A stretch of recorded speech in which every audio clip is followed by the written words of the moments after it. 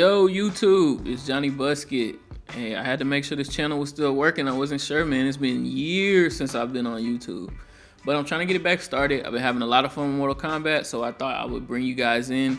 I've really been diving into the game a lot. I feel like I've been having some good matches. I've been learning a few things, and I feel like I want to put everything I've learned in one spot, of course, on my channel, and hopefully this will build some momentum so I can get some more videos, get y'all some more info, get you some more gameplay, and we all can get better together.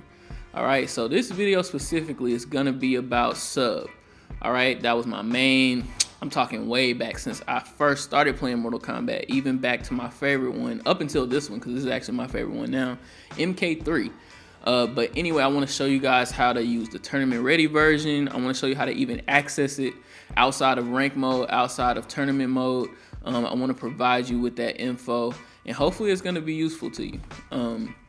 So we're going to jump in. The first thing I'm going to do is, like I said, show you how to access that, and we'll jump into some details and specifics about the characters. All right, here we go. So first you want to navigate to the customize screen where you can pick out your characters and customize them. Like I said, we're doing sub here. And next you want to create your variant. So I've already created one. I've called it Cool Runnings, but I'll go ahead and go to create custom and show you how to get that again. Or better yet, we'll just go inside the one I've edited. So let's go into Cool Runnings. And another thing, I mean, of course you can do the gear, you can do the abilities, but come up with a cool name. Stop trying to be too cool for the whole gaming thing. If you're a gamer, stop trying to act too cool. Give yourself a dope name. Be creative. Okay, be cool. Mine is Cool Runnings. It's about a Jamaican bobsledding team. I'm using sub. I'm sliding around a lot. You know what I mean? Just try to add that creative element and stop trying to be too cool for school, because really you're not. We're all here playing a video game. But I just like to see the cool names and see people come up with, you know, interesting titles for their characters. I don't know. I like it. Maybe I'm lame. Not really. I don't think that. So, but yeah. Anyway, like I said, you can customize the gear. That's a given. But what I'm trying to talk about now is accessing those rank ready, tournament ready variants. So once you get to your ability screen, what you do is click square. So if you see right above where it says select your abilities, it says use a preset. Hit the square button, or it'll be 1 for if you're on any other system. And now you can see all the different presets, okay? Anyone with a trophy next to it is tournament or ranked mode ready, okay? So that means when you go into tournament mode, if you haven't already, when you go into rank mode, all the abilities you normally see won't be there. Only the ranked or tournament ready ones will be there. So there are the two for Sub-Zero, Dead of Winter and Thin Ice. Thin Ice is the one I'm gonna specifically hone in on. I've used a little bit of Dead of Winter. It's pretty cool, but my favorite is Thin Ice, and I've really been getting some good games with it, so we're gonna do that one. Now, under Thin Ice, there's 3 abilities here: Frigid Storm, Death Sickle Barrage, and Air Polar Axe. Those 3 moves aren't necessarily about extending your combos, and I'm gonna get into that in a little bit. Those specifically are just moves designed for different scenarios, different parts of the match where you're just trying to counter your opponent, and I'll get into that a little bit later, as I mentioned. But keep those names in mind: Frigid Storm, Death Sickle Barrage, and the Air Polar Axe. Those make up the Thin Ice ranked tournament variant for Sub-Zero. Now, here we are in the character select screen for practice mode. And just like when you go into any other game mode that's not ranked or tournament, if you go into casual, whatever that is, if you go to the Towers of Time, you'll be able to now access the variant you created. That's exactly like the ranked or tournament mode variant. So when I go in here to select Sub-Zero, of course you see the 2 that are normally there, and there's the one I created, Cool Runnings, and it has those same 3 abilities that the ranked tournament mode variants will have. So there you have it. You just select it, and we're gonna load this up, and I'll show you guys some things about this variant. All right, so first things first, I'm gonna talk about the variant specific moves, the Frigid Storm, the Death Sickle Barrage, and the Air Polar Axe. So first is Frigid Storm, down forward 2.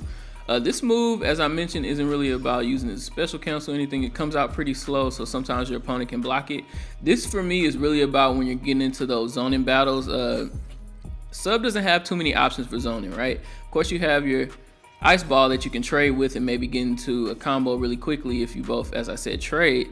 But this is about having another option to send at your opponent. It does come out a little bit slow, but even when they're trying to close distance, you can use this to kind of keep your opponent at bay, because look how huge that projectile is. It starts off big and closes in, but the closer they are, the higher they have to be in the air. So that's a way, if your opponent's jumping, trying to get closer to you, and they're not really ducking or anything, that'll be your chance to kind of send that at them. Maybe you can mix it up a little bit with the ice ball to kind of keep them at bay. That's the utility for that move. The next thing is the Death Sickle Barrage. So one thing I used to like to do on MKX, I would pick Grandmaster Sub, and when someone was blocking whatever string I was working on at that moment, and I didn't want to get punished, I would use my ice clone to back out of the string and kind of put myself at a safer distance. I mean, if you have someone who can close a lot of distance with whatever move, it's probably not as safe as you would want to be, but it's better than being right there in front of them and leaving yourself open for a punish. Okay, so let's jump in. Let me make the AI block. I'm gonna do block all, and as you can see, they're gonna block everything. So as I said, when they're blocking that, usually what I would do if I catch an opponent with the 3-2 and then the ice ball, that would lead up into another combo. If they're blocking that and I know it's coming, I won't go into the ice ball. I'll just go ahead and do a Death Sickle Barrage and back myself up out of that and put me at a safer distance. And another thing you can do is go right back into it one more time and create a little bit more space, because once you get done with that Death Sickle, if they block that as well, which some people do, or most people actually do if they know what they're doing, you just do it one more time and create a little bit more space. Okay, so that's the way you would use that move. And the last one finally is that Air Polar Axe. This is just a way, a lot of characters don't have the ability to throw a projectile downward from the air, and they gave Sub one finally. So I really like the ability if I have an opponent who's zoning me and I'm trying to close distance. But those are the 3 variant specific abilities for Thin Ice. Next, I'm going to talk about Crushing Blows. Okay, so as you may or may not know, Crushing Blows are in the game. Those are like mini X-rays. They do a lot of damage. It zooms in when they happen. They're a special way to get more damage on your opponent with one move. Okay, these Crushing Blows are activated by specific events in the game. You have to do something in order to make this happen. Now, one tip I'll also give you on this note, and a lot of people have said this in their videos, is that you can actually go to the controller settings. Let's see if I can get into it now. And if you turn on Crushing Blows held check, the Crushing Blow won't even activate when you do whatever event or scenario that has to happen to activate it. You would actually have to hold the button down while doing that event or scenario in order for it to activate. So that's another way you can take control of that. Now, me myself, I haven't turned it on yet because I'm still experimenting with characters, and sometimes you stumble upon a Crushing Blow on accident, and I don't want to take that out of my hands. I want to be able to be fighting and then just say, whoa, wait, how did I do that? And then of course from there go into the lab and try to figure that out. But the first Crushing Blow is going to be the one that everyone has, and that's the uppercut. Okay, so if you have an opponent that's going for a throw or going for a high, every character has this. If you uppercut and counter them, then that will lead into a Crushing Blow. And the great thing about that is that it juggles them as well. So as it juggles them, that's the opportunity to get another string in. Okay, so now I've turned on reversal for my opponent. They should go for a throw every time. Yep, there it is. So I'm going to... Let's see if I can get this right. Yeah, so that should do the trick. Let's see.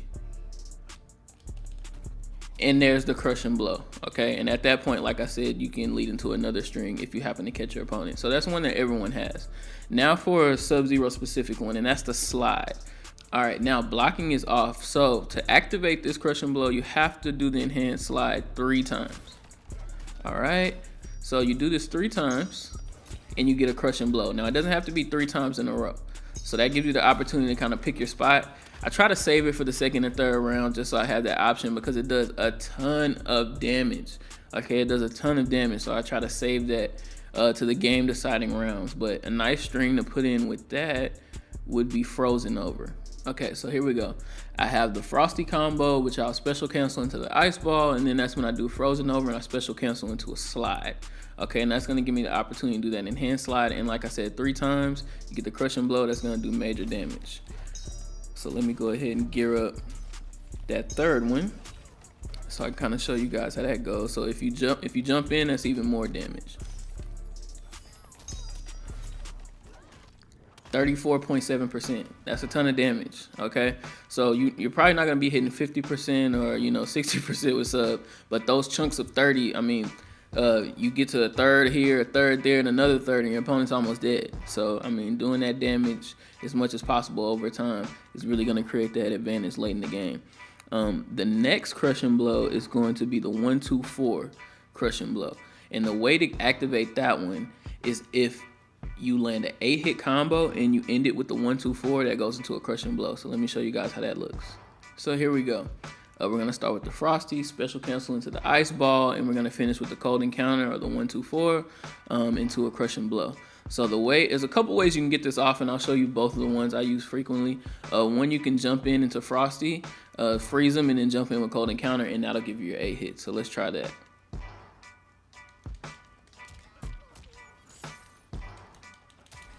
And there we go, a crushing blow. Okay, so when you jump in, you can jump in and hit square. I like to jump in and hit triangle just because it feels easier to my hand to go back and forth, triangle, square, triangle. Or for you guys who are on different systems, that'll be 2-1-2. It's easier for me to go into that way. But like I said, you can go in and do 1-1-2-4, but I like to do 2-1-2-4. So it's a little easier for me. The other way, let's go ahead and get the character into the corner.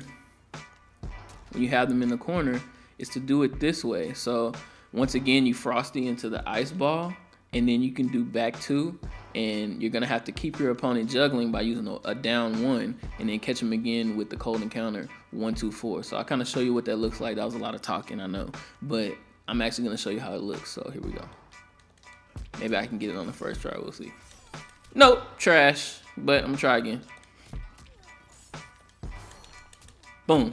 There we go. Crush and blow. Simple as that.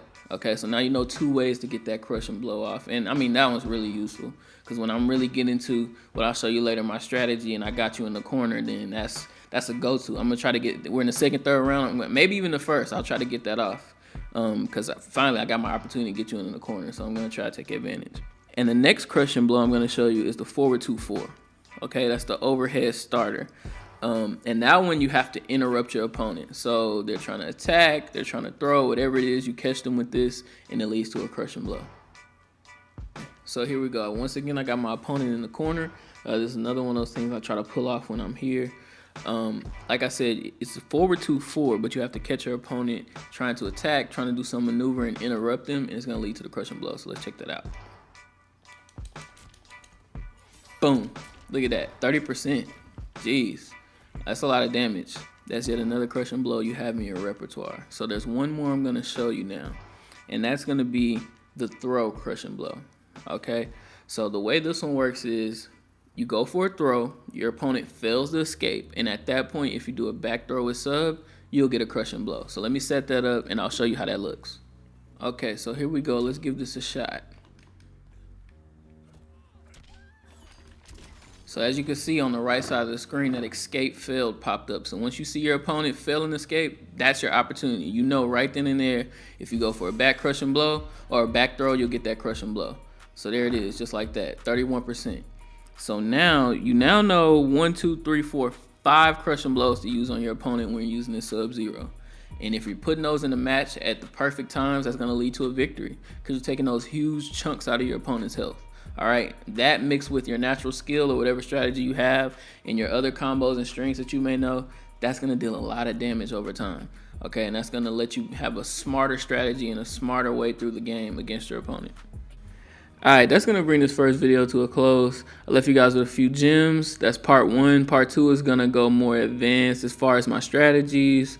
I'm gonna tell you a little bit about how to learn frame data in this game, as well as show you a little gameplay to kind of put it all together and kind of give you a glimpse into how that's used in game. Give me a thumbs up, subscribe, comment, let me know that you're interested in that. Part 2 is gonna be a little extra information, hopefully to bring it home for you. Okay, so thank you for watching. It's Johnny Buskett. I'm out. Peace.